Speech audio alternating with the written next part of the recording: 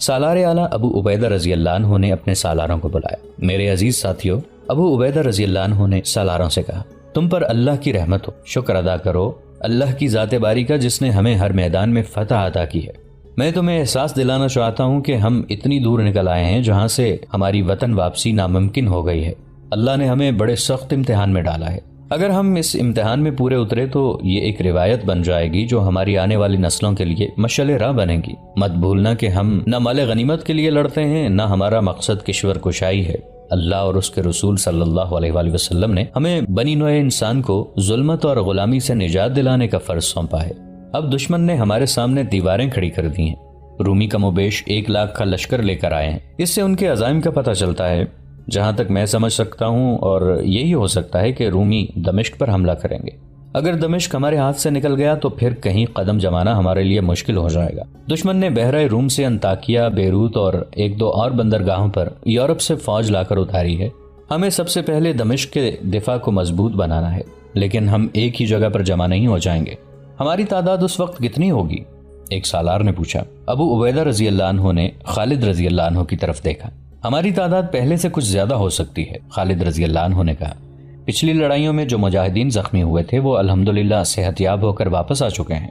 میرے اندازے کے مطابق ہماری نفری 30,000 تک ہو جائے گی۔ ہمیں ایک سہولت اور حاصل ہو گئی ہے، وہ یہ کہ مجاہدین نے کافی آرام کر لیا ہے۔ ابو عبیدہ اور خالد رضی اللہ عنہم نے مل کر منصوبہ تیار کیا کہ رومیوں کے اس لشکر کا مقابلہ کس طرح کیا جائے گا۔ امیر المؤمنین عمر رضی اللہ عنہ نے محاذ پر لڑنے والے سالاروں پر یہ پابندی عائد کر دی تھی کہ کسی بڑی جنگ کا منصوبہ بنا کر ان سے منظور کرایا جائے۔ عمر رضی اللہ عنہ غیر معمولی فہم و فراست کے مالک تھے۔ بعض جگہوں کی پلاننگ وہ خود مدینہ میں بیٹھ کر کرتے اور محاذ کو بھیجتے تھے۔ ابو عبیدہ رضی اللہ عنہ نے اس پابندی کے مطابق ایک تیز رفتار قاصد مدینہ کو روانہ کر دیا۔ اسے جو پیغام دیا گیا اس میں نئی صورتحال لکھی گئی اور مجوزہ منصوبہ بھی تحریر تھا۔ وقت بہت تھوڑا تھا، دشمن بے تحاشا نفری لے کر آیا تھا، کچھ کہا نہیں جا سکتا تھا کہ کس لمحے وہ کیا کارروائی شروع کر دے، لیکن مسلمانوں نے پیغام رسانی کا نظام اتنا تیز اور محفوظ بنا رکھا تھا کہ تھوڑے سے وقت میں دور کے فاصلے پر پیغام پہنچ جاتا تھا۔ امیر المؤمنین نے صورتحال اور منصوبے کا جائزہ لیا، اس میں کچھ رد و بدل کیا اور منصوبے کی منظوری دے دی۔ یزید بن ابو سفیان رضی اللہ عنہ دمشق میں تھے، وہ سالار بھی تھے اور دمشق کے حاکم بھی۔ انہیں پیغام بھیجا گیا کہ دشمن کیا صورتحال پیدا کر رہا ہے اور وہ بدستور دمشق میں رہیں۔ انہیں یہ ہدایت بھی دی گئی کہ دمشق کے شمال مغرب میں جاسوسوں اور دیکھ بھال کرنے والے آدمیوں کے ذریعے نظر رکھیں، کیونکہ توقع یہی ہے کہ رومی ادھر سے حملہ کریں گے۔ سالار شرجیل رضی اللہ عنہ بن حسنہ اپنے دستوں کے ساتھ اس علاقے میں تھے جس میں بیسیان اور مخل واقع تھے۔ خلیفہ عمر رضی اللہ عنہ نے خاص طور پر لکھا تھا کہ سالار شرجیل رضی اللہ عنہ کو اس جنگ کے لیے سالار مقرر کیا جائے جس کی رومی تیاری کر کے آئے ہیں۔ خالد رضی اللہ عنہ کو اس فوج کے ہراول دستے کی سالاری سونپی گئی تھی۔ جنوری 635 عیسوی کے دوسرے ہفتے میں ان دستوں نے، جن کی تعداد تقریباً 30,000 تھی، کوچ کیا۔ انہیں جسیان سے کچھ دور فہل کے مقام تک پہنچنا تھا۔ یہ دستے جب فہل پہنچے تو دیکھا کہ وہاں رومی فوج نہیں تھی، وہاں روم کی پوری فوج کو نہیں ہونا چاہیے تھا۔ خبر ملی تھی کہ چند ایک دستے وہاں موجود ہیں، لیکن یہ دستے جا چکے تھے۔ وہاں کے مقامی لوگوں نے بتایا کہ رومیوں کے دستے بیسان چلے گئے ہیں، جہاں ان کے پورے لشکر کا اجتماع ہے۔ مسلمان آگے بڑھنا چاہتے تھے، لیکن دریا کے دونوں طرف دور دور تک دلدل تھی جس میں سے گزرنا ممکن نہیں تھا۔ بعض مورخوں نے لکھا ہے کہ یہ دلدل دریا کے دونوں کناروں سے لے کر 1-1 میل دور تک پھیلی ہوئی تھی۔ یہ علاقہ سطح سمندر سے کئی 100 فٹ نیچے ہے اور وہاں اس دور میں نشیب زیادہ تھا۔ دیکھا گیا کہ وہاں دریا کے کنارے ٹوٹے ہوئے نہیں تھے، پھر بھی یہ پانی کہاں سے آ گیا ہے جس نے اس نشیبی علاقے کو دلدل بنا ڈالا تھا؟ کچھ دور اوپر جا کر دیکھیں، ایک مقامی آدمی نے بتایا۔ فہل میں رومی فوج کے دستے رہتے تھے، وہ یہاں سے چلے گئے۔ اوپر کی طرف جا کر انہوں نے دریا میں پتھروں کا بند باندھا اور دونوں کنارے توڑ دیے۔ اس طرح اوپر سے یہ پانی یہاں آ کر جمع ہو گیا اور پھیلتا چلا گیا۔ رومیوں نے مسلمانوں کو روکنے کا بڑا سخت انتظام کیا تھا۔ رومیوں نے غالباً یہ سوچا تھا کہ مسلمان صحرا میں یا میدان میں چلنے اور لڑنے کے عادی ہیں اور وہ دلدل میں سے نہیں گزر سکیں گے۔ اگر انہوں نے یہ سوچا تھا تو ٹھیک سوچا تھا۔ دلدل مسلمانوں کے لیے بالکل نئی چیز تھی، ان کے لیے تو چٹانیں اور پہاڑیاں بھی نئی چیزیں تھیں، لیکن انہوں نے پہاڑی علاقوں میں بھی لڑائیاں لڑی تھیں اور دشمن کو شکست دی تھی۔ وہ دلدل میں سے بھی گزر جاتے، لیکن ان کے پاس اتنا وقت نہیں تھا۔ سالار شرجیل رضی اللہ عنہ نے دلدل سے کچھ دور ہٹ کر اپنے دستوں کو ایک ترتیب میں کر دیا۔ دائیں اور بائیں پہلو پر ابو عبیدہ اور عمرو بن عاص رضی اللہ عنہم تھے، سوار دستے کی کمان زرار رضی اللہ عنہ بن الازور کو دی گئی تھی۔ خالد رضی اللہ عنہ کو وہ دستے دیے گئے جنہیں بیسان کی طرف جانا تھا۔ خالد رضی اللہ عنہ ہراول میں تھے، کچھ آگے گئے تو دلدل نے ان کے پاؤں جکڑ لیے۔ خالد رضی اللہ عنہ اپنی عادت کے مطابق دلدل میں گزرنے کی کوشش کرنے لگے، لیکن دلدل زیادہ ہی زیادہ ہوتی گئی اور وہ مقام آ گیا جہاں دلدل میں سے پاؤں نکالنا بھی ناممکن ہو گیا۔ چنانچہ وہ دلدل میں سے نکلنے لگے، نکلنا بھی دشوار ہو گیا۔ بڑی کوشش کے بعد خالد رضی اللہ عنہ اپنے دستوں کے ساتھ دلدل سے نکلے اور واپس فہل آ گئے۔ رومی سالار ثقلار تجربہ کار سالار تھا، وہ جنگ کے لیے بالکل تیار تھا۔ مورخ لکھتے ہیں کہ وہ اپنے اس دھوکے کو کامیاب سمجھتا تھا کہ مسلمان دلدل میں سے نہیں نکل سکیں گے۔ اسی دلدلی علاقے میں ایسی جگہ بھی تھی جہاں پانی کے نیچے زمین بہت سخت تھی اور وہاں کیچڑ نہیں تھا، وہاں سے آسانی سے گزرا جا سکتا تھا۔ اس قسم کے راستے کا علم صرف رومیوں کا تھا۔ ثقلار نے اپنے لشکر کے کچھ دستے الگ کیے اور انہیں ایک جگہ اکٹھا کیا۔ عظمت روم کے پاسبانوں، اس نے اپنے لشکر سے کہا، آج تمہارا دشمن پھندے میں آ گیا ہے، مسلمان دلدل میں سے نہیں گزر سکے گے۔ انہوں نے دلدل سے پرے فہل کے مقام پر پڑاؤ ڈال دیا ہے۔ ہم اسی دلدل میں سے جس میں سے مسلمان نہیں گزر سکے انہیں گزر کر دکھائیں گے۔ وہ سمجھتے ہوں گے کہ ان کے آگے دلدل ہے جو انہیں ہم سے محفوظ رکھے گی۔ ہم رات کو حملہ کریں گے۔ اس وقت وہ اپنے پڑاؤ میں گہری نیند سوئے ہوئے ہوں گے۔ اے رومیو، یہ رات کی لڑائی ہوگی جو آسان نہیں ہوتی، لیکن آج تمہیں اپنے ان ساتھیوں کے خون کا بدلہ لینا ہے جو اب تک مسلمانوں کے ہاتھوں مارے گئے ہیں۔ تمہیں اپنا شکار سویا ہوا ملے گا، کوئی ایک بھی زندہ نکل کر نہ جائے۔ ان کے گھوڑے، ان کے ہتھیار اور ان کے پاس ہمارا لوٹا ہوا جو مال ہے، یہ سب تمہارا ہے۔ اگر تم ان سب کو ختم کر دو گے تو سمجھو کہ تم نے اسلام کو ختم کر دیا، اور یہی ہمارا مقصد ہے۔ شہنشاہ ہرقل کا یہ وہم دور کر دو کہ ہم مسلمانوں کو شکست دے ہی نہیں سکتے۔ رومی سپاہی یہ سن کر کہ وہ اپنے دشمن کو بے خبری میں جا لیں گے، جوش سے پھٹنے لگے۔ ان میں کچھ ایسے بھی تھے جو پہلی لڑائیوں میں مسلمانوں کے ہاتھوں زخمی ہوئے تھے، کئی بھاگے بھی تھے۔ وہ دانت پیس رہے تھے، وہ انتقام کی آگ میں جل رہے تھے اور وہ مسلمانوں کو اپنی تلواروں سے کٹتا اور برچھیوں سے چھلنی ہوتا دیکھ رہے تھے۔ 23 جنوری 635 عیسوی بمطابق 27 ذیقعد 13 ہجری کا سورج غروب ہو گیا تو رومیوں کے سالار اسقلار نے اپنی فوج کو تیاری کا حکم دیا۔ شام بڑی تیزی سے تاریک ہو گئی۔ اسقلار نے پیش قدمی کا حکم دے دیا۔ اسے دلدل میں سے گزرنے کا راستہ معلوم تھا۔ اپنے دستوں کو اس نے اس راستے سے گزارا۔ جب تمام دستے گزر آئے تو اسقلار نے انہیں اس ترتیب میں کر لیا جس ترتیب میں حملہ کرنا تھا۔ یہ حملہ نہیں، شب خون تھا اور یہ یک طرفہ کارروائی تھی۔ اس ترتیب میں اسقلار نے اپنے دستوں کو فہل کی طرف پیش قدمی کا حکم دیا۔ وہ خود سب سے آگے تھا۔ اس نے پیش قدمی کی رفتار تیز نہ رکھی تاکہ مسلمانوں کو ان کے آنے کی خبر ہو بھی جائے تو انہیں سنبھلنے کی مہلت نہ دی جائے۔ رومی اس جگہ پہنچ گئے جہاں مسلمانوں کا پڑاؤ تھا، لیکن وہاں کچھ بھی نہیں تھا۔ اسقلار جاسوسوں کو کوسنے لگا جنہوں نے اسے بتایا تھا کہ پڑاؤ فلاں جگہ ہے۔ اسے اللہ اکبر کے نعرے کی گرج سنائی دی۔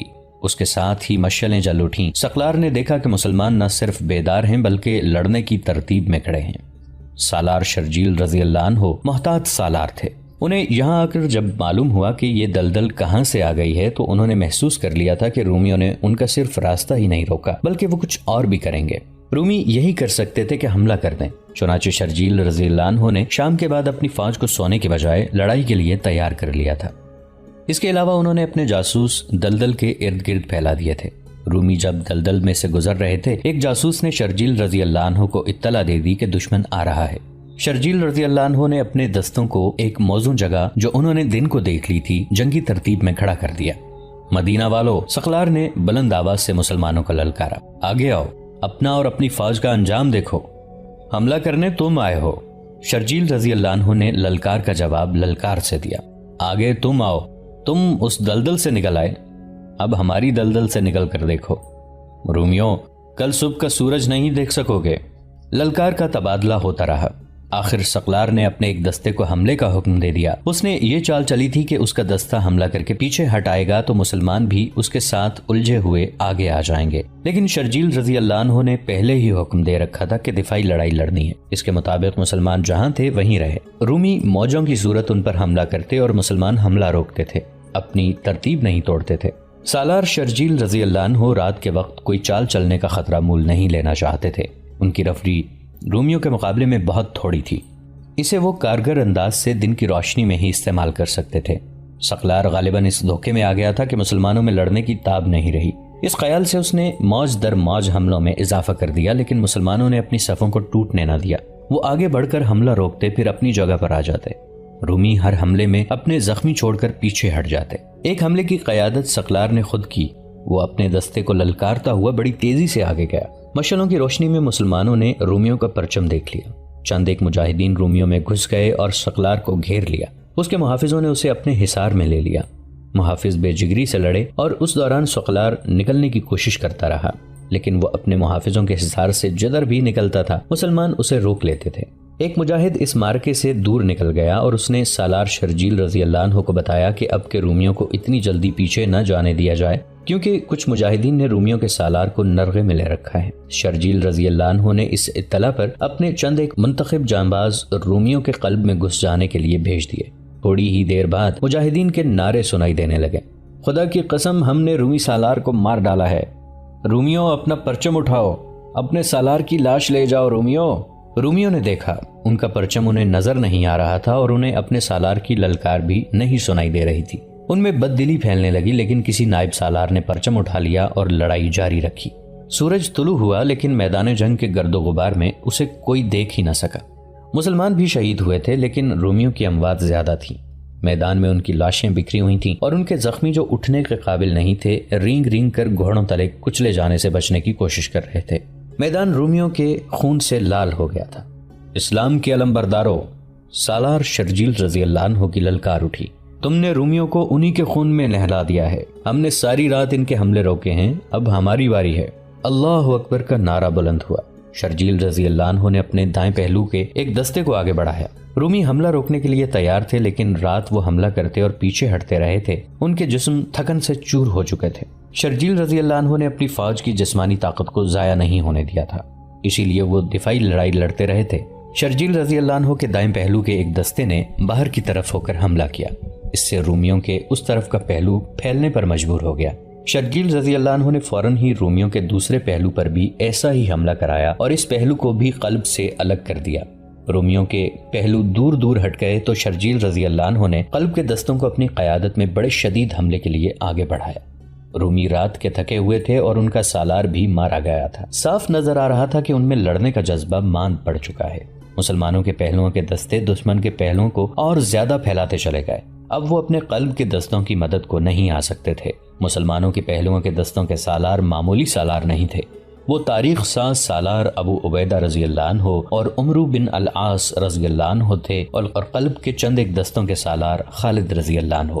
رومیوں کے لیے خالد رضی اللہ عنہ دہشت کا دوسرا نام بن گیا تھا۔ گھڑ سوار دستوں کے سالار زرار رضی اللہ عنہ بن الازور تھے، جو سلطنت روم کی فوج میں اس لیے مشہور ہو گئے تھے کہ وہ میدان میں آ کر خود اور قمیص اتار کر کمر سے اوپر برہنہ ہو جاتے اور لڑتے تھے۔ انفرادی مارکا ہوتا یا دستہ کی کمان کر رہے ہوتے، وہ اس قدر تیزی سے پینترا بدلتے تھے کہ دشمن دیکھتا رہ جاتا اور ان کی برچھی میں پرو دیا جاتا یا تلوار سے کٹ جاتا تھا۔ مسلمانوں کی نفری بہت کم تھی۔ اس کمی کو ان سالاروں نے ذاتی شجاعت، جارحانہ قیادت اور عسکری فہم و فراست سے پورا کیا، اور سورج غروب ہونے میں کچھ دیر باقی تھی جب رومی نفری کی افراد کے باوجود منہ موڑنے لگے۔ رومیوں میں یہ خوبی تھی کہ وہ تتر بتر ہو کر بھاگا نہیں کرتے تھے۔ ان کی پسپائی منظم ہوتی تھی، لیکن فحل کے مارکے سے وہ بری طرح بھاگے تھے۔ ان کی مرکزی قیادت ختم ہو چکی تھی اور ان کا جانی نقصان اتنا ہوا تھا کہ نہ صرف یہ کہ ان کی نفری کم ہو گئی تھی، بلکہ اتنا زیادہ خون دیکھ کر ان پر خوف طاری ہو گیا تھا۔ ان کی ایسی بے ترتیب پسپائی کی وجہ اور بھی تھی۔ ان کا سالار ثقلار انہیں دلدل میں سے نکال لایا تھا۔ اسے معلوم تھا کہ کہاں سے زمین سخت ہے جہاں پاؤں کیچڑ میں نہیں دھسیں گے، مگر اب ان کے ساتھ وہ سالار نہیں تھا۔ اس کی لاش میدان جنگ میں پڑی تھی۔ سپاہیوں نے اس لیے بھاگنا شروع کر دیا تھا کہ وہ جلدی جلدی دلدل میں وہ راستہ دیکھ کر نکل جائیں۔ سالار شرجیل رضی اللہ عنہ نے دشمن کو یوں بھاگتے دیکھا تو انہیں دلدل کا خیال آیا۔ انہوں نے دشمن کے تعاقب کا حکم دے دیا۔ مسلمان پیادے اور سوار نعرے لگاتے ان کے پیچھے گئے تو رومی اور تیز دوڑنے لگے، لیکن دلدل نے ان کا راستہ روک لیا۔ ہڑبونگ اور افراتفری میں انہیں یاد ہی نہ رہا کہ دلدل میں سے وہ کہاں سے گزر کر آئے تھے۔ ان کے پیچھے بھی موت تھی، آگے بھی موت۔ وہ دلدل میں داخل ہو گئے اور اس میں دھنسنے لگے۔ مسلمان بھی دلدل میں چلے گئے اور انہیں بری طرح کاٹا۔ جو رومی دلدل میں اور آگے چلے گئے تھے انہیں تیروں کا نشانہ بنایا گیا۔ دریا کا پانی چھوڑ کر رومیوں نے جو دلدل پیدا کی تھی کہ مسلمان آگے نہ بڑھ سکیں، وہ دلدل رومیوں کے لیے ہی موت کا پھندا بن گئی۔ فحل میں لڑے جانے والی اس مارکے کو ذات الروغہ یعنی کیچڑ کی لڑائی کہا جاتا ہے۔ اس میں سے بہت تھوڑے رومی بچ سکے تھے۔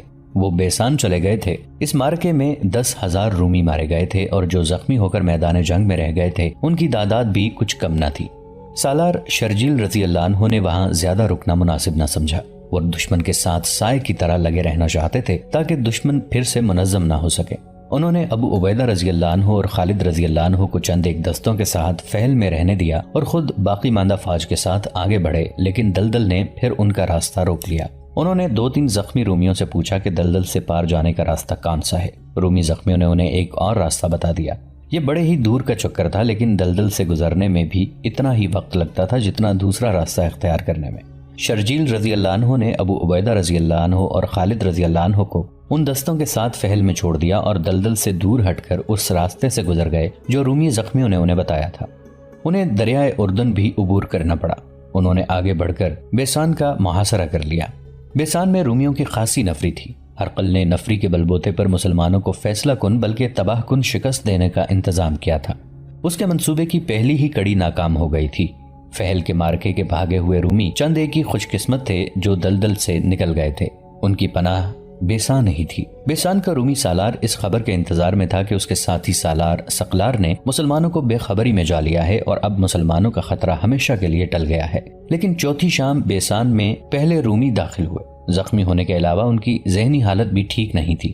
تھکن اور خوف سے ان کی آنکھیں باہر کو آ رہی تھیں۔ ان کے ہونٹ کھلے ہوئے تھے اور وہ پاؤں پر کھڑا رہنے کے قابل بھی نہیں تھے۔ بیسان میں داخل ہوتے ہی انہیں بیسان کے فوجیوں نے گھیر لیا اور پوچھنے لگے کہ آگے کیا ہوا ہے۔ کاٹ دیا، ایک سپاہی نے خوف اور تھکن سے کانپتی ہوئی آواز میں کہا۔ سب کو کاٹ دیا؟ مسلمانوں کو کاٹ دیا؟ ان سے پوچھا گیا۔ نہیں، سپاہی نے جواب دیا، انہوں نے کاٹ دیا، کیچڑ نے مروا دیا۔ اس کے ساتھ کچھ اور سپاہی بھی تھے۔ ان کی جسمانی اور ذہنی حالت بھی اس سپاہی جیسی تھی۔ انہوں نے بھی ایسی ہی باتیں سنائی جن میں مایوسی اور دہشت تھی۔ ان کی یہ باتیں اس رومی فوج میں پھیل گئیں جو بیسان میں مقیم تھی۔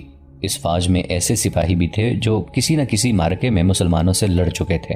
انہوں نے فعل سے آئے ہوئے سپاہیوں کی باتوں میں رنگ آمیزی کی۔ اس کا اثر رومیوں پر بہت برا پڑا۔ میں کہتا ہوں وہ انسان ہی نہیں، ایک سپاہی نے مسلمانوں کے متعلق کہا۔ ہماری فوج جہاں جاتی ہے مسلمان وہاں جیسے اڑ کر پہنچ جاتے ہیں، ان کی تعداد ہم سے بہت کم ہوتی ہے۔ ایک اور سپاہی نے کہا، لیکن لڑائی شروع ہوتی ہے تو ان کی تعداد ہم سے زیادہ نظر آنے لگتی ہے۔ دہشت کے مارے ہوئے ان زخمی سپاہیوں کی باتیں جو ہوا کی طرح بیسان کے کونوں خدروں تک پہنچ گئی تھیں جلدی سچ ثابت ہو گئیں۔ ایک شور اٹھا، مسلمان آ گئے ہیں، مسلمانوں نے شہر کا محاصرہ کر لیا ہے، اور اس کے ساتھ ہی بیسان کے اندر ہڑبونگ مچ گئی۔ ان لوگوں میں سے کوئی بھی قلعے سے باہر نہیں جا سکتا تھا۔ دروازے بند ہو چکے تھے، وہ اب اندر ہی چھپے رہنے کی کوشش کر رہے تھے۔ درہم و دینار اور سونا وغیرہ گھروں کے فرشوں میں دبانے لگے۔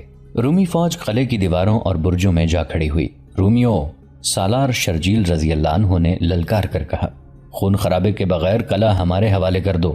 اس کے جواب میں اوپر سے تیروں کی بوچھاڑیں آئیں، لیکن مسلمان ان کی زد سے دور تھے۔ رومیوں، سالار شرجیل رضی اللہ عنہ نے ایک بار پھر اعلان کیا، ہتھیار ڈال دو، جزیہ قبول کر لو، نہیں کرو گے تو بیسان کی اینٹ سے اینٹ بجا دیں گے۔ تم سب مردہ ہوگے یا ہمارے قیدی، ہم کسی کو بخشیں گے نہیں۔ رومی فوج میں تو مسلمانوں کی دہشت اپنا کام کر رہی تھی، لیکن اس فوج کے سالار اور دیگر عہدیدار جنگجو تھے، اپنی عسکری روایات سے اتنی آسانی سے دستبردار ہونے والے نہیں تھے۔ انہوں نے نہ ہتھیار ڈالنے پر آمادگی ظاہر کی، نہ جزیے کی ادائیگی قبول کی۔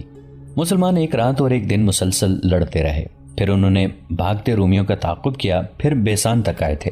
انہیں آرام کی ضرورت تھی۔ شرجیل رضی اللہ عنہ نے انہیں آرام دینے کے لیے فوری طور پر قلعے پر دھاوا نہ بولا، البتہ خود قلعے کے ارد گرد گھوڑے پر گھوم پھر کر دیکھتے رہے کہ دیوار کہیں سے کمزور ہے یا نہیں، یا کہیں سے سرنگ لگائی جا سکتی ہے۔ 7-8 روز گزر گئے۔ رومی خوش فہمی میں مبتلا ہو گئے کہ مسلمان قلعے پر حلہ بولنے کی ہمت نہیں رکھتے، لیکن رومی سالار یہ بھی دیکھ رہا تھا کہ اس کی اپنی فوج کی ہمت ماند پڑی ہوئی ہے۔ اس نے اپنی فوج کے جذبے کو بیدار کرنے کے لیے یہ فیصلہ کیا کہ وہ باہر نکل کر مسلمانوں پر حملہ کر دے اور قلعے کی لڑائی کا فیصلہ قلعے سے باہر ہی ہو جائے۔ اگلے ہی روز قلعے کے تمام دروازے کھل گئے اور ہر دروازے سے رومی فوج رکے ہوئے سیلاب کی طرح نکلی۔ اس میں زیادہ تر سوار دستے تھے۔ انہوں نے طوفان کی مانند مسلمانوں پر حلہ بول دیا۔